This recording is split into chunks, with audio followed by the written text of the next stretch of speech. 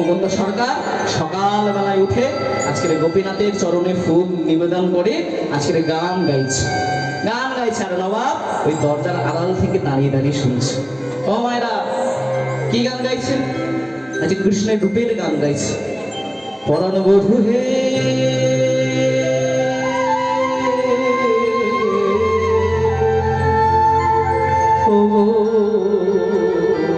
পরাণ বধূ আমার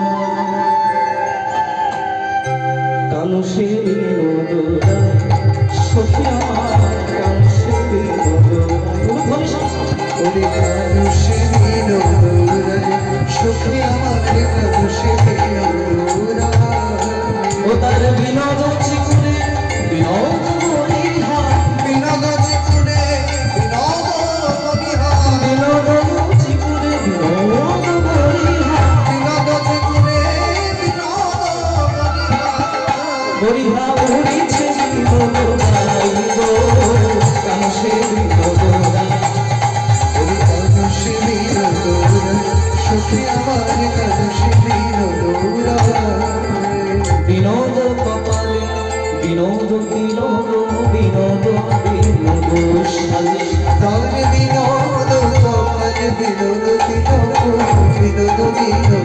সাজে বলছে বিনোদ কপালে বিনোদ তিলক। ও মায়েরা, তোমরা দীক্ষা নিয়েছো তো? কারা কারা দীক্ষা নিয়েছো একবার হাত তোলো তো দেখি। হাত তোলো। আচ্ছা, এবারে আমি এক এক করে জিজ্ঞাসা করবো, ঠিক আছে?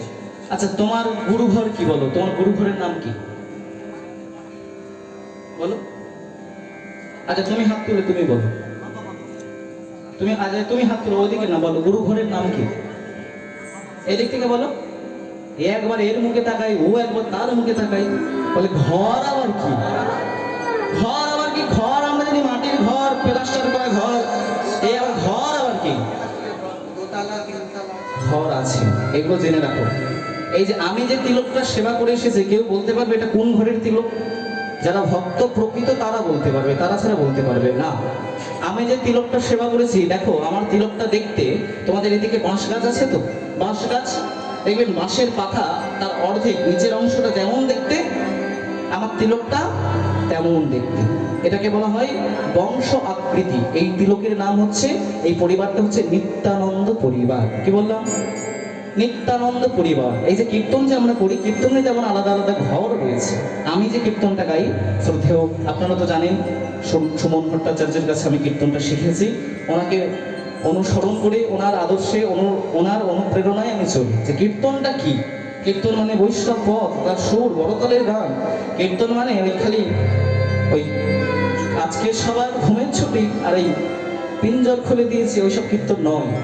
পরিষ্কার করে বলে দিচ্ছি, সে যেই ভাবুক। কীর্তন মানে সাংবাদিকতা নয়, এটা হচ্ছে প্রথম। কীর্তন মানে রাজনীতির কথা নয়। কীর্তন মানে ওই কার বাবা মা খেতে দিচ্ছে না, হ্যাঁ, কার বাবা মা ঘর থেকে তাড়িয়ে দিচ্ছে, ওটা কীর্তনের বিষয় নয়। কীর্তনের বিষয় হবে বৈষ্ণব পথ। তুমি মহাজনের কথা বলো, তুমি পদকর্তার কথা বলো, ভক্তদের কথা বলো। কোথায় ঝাঁটা রাখতে হবে সেই সব কীর্তন আসুন, হ্যাঁ, কৃষ্ণ অসুখ সেই সব হরিবাসরে। আর আপনাদেরও বলি হরি, আপনারাও হরি হরি বলেন আর হাজার হাজার টাকা খরচ করে তাদের আনে। কীর্তন মানে মহাপ্রভুর প্রসঙ্গ, চৈতন্য দেবের প্রসঙ্গ, রাধা কৃষ্ণের প্রসঙ্গ, অন্য কোনো পার্শ্বদের প্রসঙ্গ। অত ছেলে খেলার বিষয় নয়। কীর্তন মানে মনোরঞ্জন নয়। কীর্তন মানুষকে শান্তি দেবে, হৃদয়ে তৃপ্তি দেয়। কীর্তন ওই উত্তেজিত করে না। আপনাদের হাওড়া জেলাটা তো একেবারে 12টা বাজিয়ে দিয়েছে। বেশ কিছু কিছু বড় বড় কীর্তনী আছে, তাদের কীর্তনের ঘরেরও ঠিক নাই আর তিলকেরও ঠিক নাই। দেখবেন অনেকের তিলক দেখবেন একটা লাল একেবারে টিকা ফিকা লাগিয়ে একেবারে কাপালিক হয়ে সাজে। ওগুলো বুঝবেন ভণ্ডামি, ওর গুরু ঘর ঠিক নেই। তিলক হবে, আমি বলে দিচ্ছি শুনুন, আমার কথা যদি না বিশ্বাস হয় বই দেখে নেবেন। সঠিক গুরুর কাছে বলবেন যে তিলকের ঘর কটা হয়। অনেকগুলো ঘর হয়। আমি যেটা বলছি এটা নিত্যানন্দ পরিবার। অনেকের তিলক আছে দেখবেন, আমার সাথে কথা মিলিয়ে নিন, এই কপাল থেকে এই নাকে এরকম ইউ করে তিলক থাকে না? অনেকে থাকে। ওটা কোন পরিবার জানেন? ওটা হচ্ছে শ্যামানন্দ পরিবার, নপুর তিলক। দেখবেন সেই দুঃখী কৃষ্ণদাস বৃন্দাবনে ঝাঁট দিচ্ছিল, দিতে দিতে কি করিয়ে পেয়েছিল? রাধারণীর নপুর। ওই নপুরটা চরণে ঠেকিয়ে দিয়েছিল, ওখান থেকে ওই শ্যামানন্দের নপুরের তিলক। আচ্ছা, অনেকের আবার তিলক আছে, আমারটা যেমন এরকম 5 পাতার মতো অর্ধেক। অনেকের আছে দেখবেন এই যেমন অশ্বত্থ পাতা, দেখেছো অশ্বত্থ পাতা? অশ্বত্থ পাতাটা দেখতে যেমন, বট পাতা যেমন দেখতে, দেখবেন এই নাকের জায়গাটা আকৃতি তার সেই রকম। সেটা কোন পরিবার? অদ্বৈত পরিবার। এরকম আলাদা আলাদা তিলকের ভাগ আছে, বুঝতে পারলেন? ওই শুধু ওই দুটো দাড়ি টেনে দিলাম আর একটু করে নিলাম, ওর তিলকের ঘর নয়। তার মানে বুঝে নেবেন ওই গুরু ঘরগুলো ঠিক নেই ওর। আর আমরা যে কীর্তন গাইছি এটা হচ্ছে মনোহর শাহী ঘরানা। কীর্তনে অনেক ঘটনা আছে। এখন যারা শ্রোতা, যারা কীর্তন শুনতে যায়, 100-এর মধ্যে 99% মানুষ জানে না যে কীর্তনটা কি। জানতে হবে মনোহর শাহী কাকে বলবো। যে কীর্তনের মধ্যে বড় তালও রয়েছে, সুর রয়েছে, তাকে মনে হয় মনোহর শাহী। হ্যাঁ, রেনেতি, ময়নাডাল, বরানহাটি, এগুলো হচ্ছে আলাদা আলাদা কীর্তনের ধারণা। যারা পুরানো লোক, যারা কীর্তনটা জানে তারাই এগুলো জানে। এখনকার তো হরিবাসর এইসব তো আর প্রসঙ্গ হয় না। এখন ওই সিঁদুর কোন দিকে দিতে হয়, এইসবই হয়। হ্যাঁ? আচ্ছা, কালো তিলক, আপনি ভালো কথা বলেছেন। কালো আর সাদার মধ্যে কোনো পার্থক্য নেই, ওটা কোনো ঘর নয়।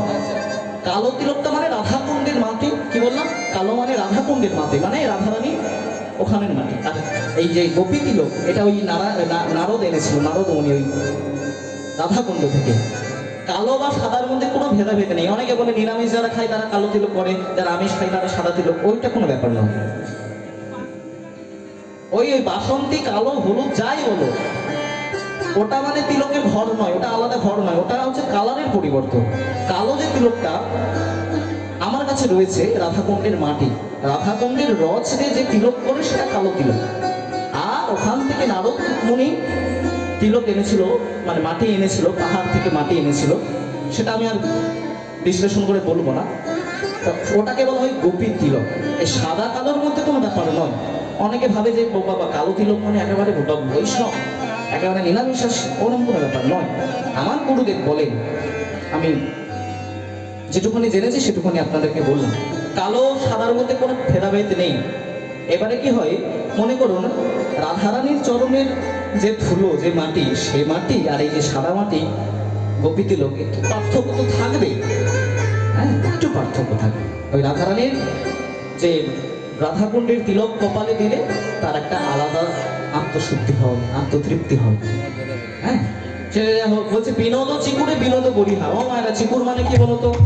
বাবারা জানেন চিকুর মানে কি? চিকুর, আচ্ছা চিকুর মানে কি জানেন না? বাদ দিচ্ছি। বরিহা মানে বলছে তোমাকে পয়সা দিয়ে যে তুমি বলো না। হ্যাঁ, চিকুর মানে চূড়া, বরিহা মানে দেখবেন কৃষ্ণের মাথার উপরে একটা আছে। কৃষ্ণের যত বিগ্রহ আছে, যত ছবি আছে, যত চিত্রপট আছে,